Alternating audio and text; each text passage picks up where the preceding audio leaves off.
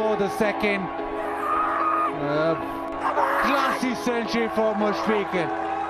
Look what it means, Pakistan, and the most capped player in the world. He's getting better.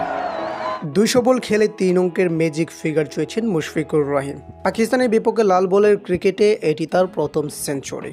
আর পাকিস্তানের মাটিতে তৃতীয় Bangladeshi batter হিসেবে টেস্টে century করলেন অভিজ্ঞ উইকেট কিপার ব্যাটার।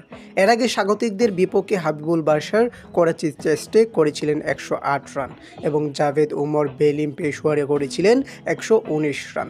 চতুর্থ দিনের লাঞ্চ বিরতিতে যাওয়ার আগে 6 উইকেট হারিয়ে 389 রান করেছে বাংলাদেশ দল।